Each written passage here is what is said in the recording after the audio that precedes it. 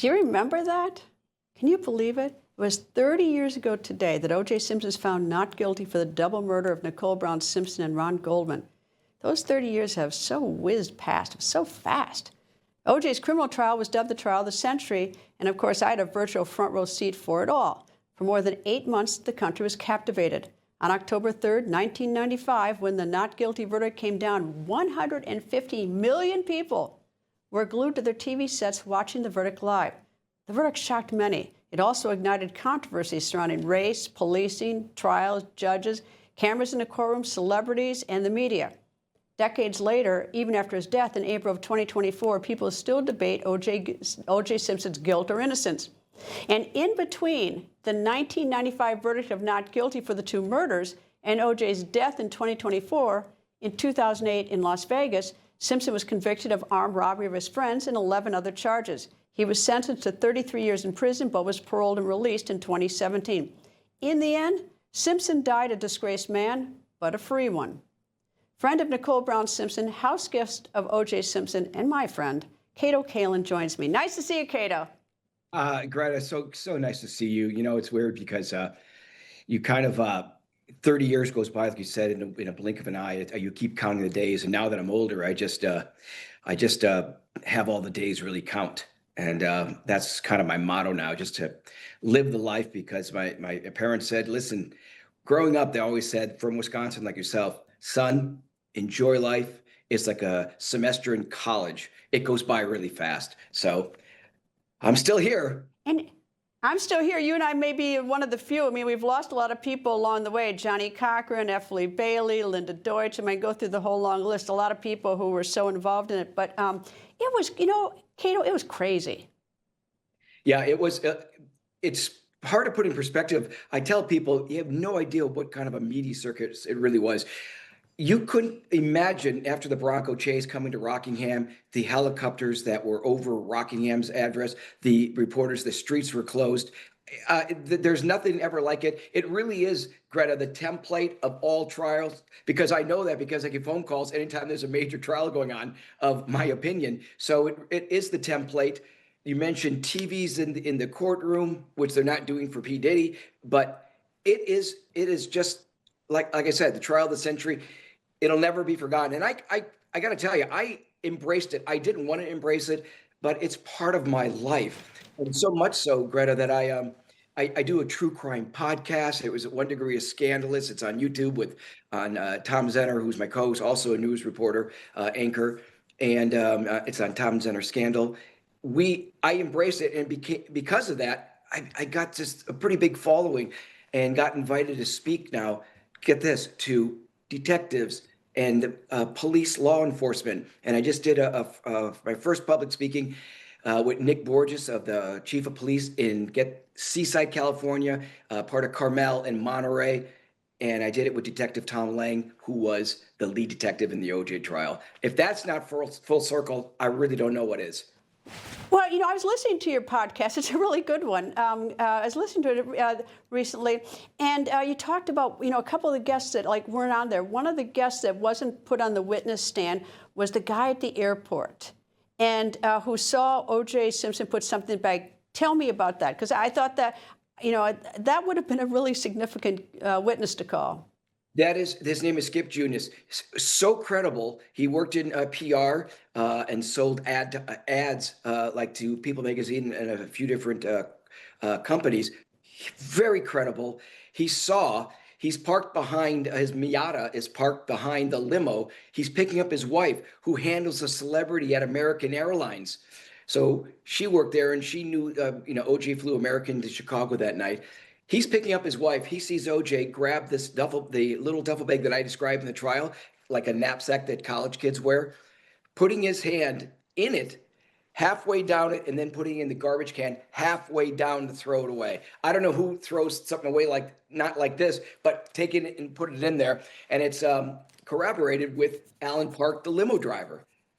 It's never was brought and of course, into the trial. And of course, the other interesting thing is that I remember Mark Fuhrman wrote a book shortly after, and he wrote in the book that his former partner Brad Roberts, who's a police officer who went through to do the initial search at Rockingham, lifted up the washing machine cover and saw wet, dark clothes in there. And of course, wet, dark clothes was also a piece of never brought into evidence, never. No, he wasn't even put on the witness stand. He wasn't even called to the witness stand. Yeah, and also I could bring up Jill Shively. She makes the 911 call of a Bronco at the exact same timeline coming through a red light, almost hitting her, and she wrote the license plate and called it up, and it was OJ, and she recognized OJ because, believe it or not, the night before she watched Naked Gun. You can't make this stuff up. It's you bring up the whole thing with celebrity. It's a trial that had so many viewers because of celebrity and because it was race orientated. My heart bleeds for the Goldman family. That was not Nicole Brown Simpson's boyfriend or anything else. That was just a waiter who knew her, who brought the glasses home that belonged to Nicole Brown Simpson's mother. He's a complete innocent bystander. He wasn't involved in a relationship or wasn't involved in anything. And I remember watching his father in the courtroom when the verdict came down. On TV, I watched it. And, the heartbreak for Fred Goldman and Ron Goldman's sister, Kim, it's just like, there's nothing you can say to them. Nothing. No, and I believe it or not, I did Kim's podcast, and I knew Fred. We had gotten together quite a few times from doing different shows. I didn't know Ron, but because of how much love they had for him, Ron was an incredible person. And no matter what, there'll never really be closure for them. They lost Ron. He's not going to have a chance to raise a family. They're never going to see the growth, their grandkids or aunt and uncles sort of things. And the same for Nicole is that she never will see her kids get married and have kids and being a grandma. And it's heartbreaking that they were in the so young. And there is no answer. There's no real closure, I think, for them. It's just that they have to continue to live their life. And interesting names that sort of resurfaced over 30 years. One of OJ Simpson's lawyer was Robert Kardashian.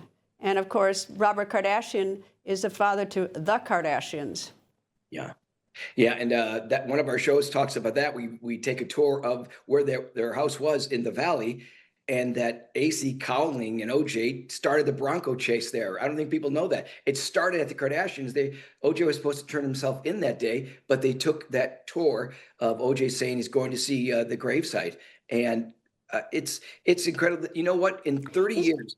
Explain this to me. Explain this to me, because I never could figure this out. Because I always thought somebody got into that house and put the clothes in the washer, cleaned up any blood that may have been, because it was a bloodbath at the scene of the murder. So there had to have been blood on OJ, because it had to have been blood. But OJ called back and had you set the alarm after he left because he had forgotten to set the alarm. You set the alarm. Then several hours later, Van Adder and Furman show up. They stop and talk to you. Then they go to the back and talk to OJ's daughter. They then enter the house through the back, and there was never any testimony that they disarmed the alarm, which made me think somebody else got in there between the time you set the alarm and the time that they went in there.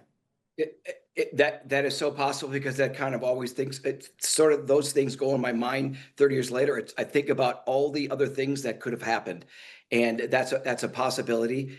And yeah, I just think, there's another theory that OJ was wearing a suit, that the blood wouldn't get on him, and that was discarded. And that may have been in that bag that I was supposed to pick up with the murder weapon. I don't know. I just remember that I was going to put it in the limo in his drive, and I was closest to it. He says, no, don't touch that. And that today, still to this day, I'm going, why would he not want Did you ever talk to him? Did you talk to him after he got out from his armed robbery in 2017? Did you ever have a conversation with him, talk to him? Never. Greta, the only time I saw him was in the deposition for the civil trial. And that was after I've done at least 6 hours of the deposition and not talking very kindly about him, and then ending up in the bathroom together. And that was the only time. And I was trying to go to the bathroom, and I froze up, and he just said, "Hey, what's up?" And this is after I said all these true things that were not complimentary, and I just walked out of the bathroom. So that's the only time I had had any conversation since then. You know, another interesting thing is, yesterday I did a show, and this is one of those facts that you never. It's just how the blueprint of life of people. I'm on a radio show with Frank Motek of KABC. Nicole, they were supposed to eat at Toscana, but they couldn't accommodate all those people, so they ended up at Mezzaluna. And it's just these things you find out later, 30 years later, and you go, my God, it's just incredible of, I guess, sort of from above, the blueprint of what's supposed to happen in life. But it's really, really upsetting. And when I heard that, I couldn't believe it. Kato, it's always nice to see you. Once again, tell me the name of your podcast. I listen to it, but I want the viewers to. What's the name of your podcast? Yeah, we'd love everybody to go and subscribe. It's 1 Degree of Scandalous. That's on the YouTube. The channel is Tom Zenner Scandal. Tom is the host with myself. And it's really good. I'm going to film it right after, as soon as I'm done with doing you. And hopefully you and I text each other during the Packer games. I was going to say, that's the last thing I would say. Go Pack. Kato, always nice to see you. Great to see you. Thank you so much for having me on. And thank you, Newsmax. People think news just happens. It doesn't. It happens because there's someone there to capture the moment, to explain it and share it. That's my job. I go where news breaks and give you the facts. Join me for The Record on Newsmax.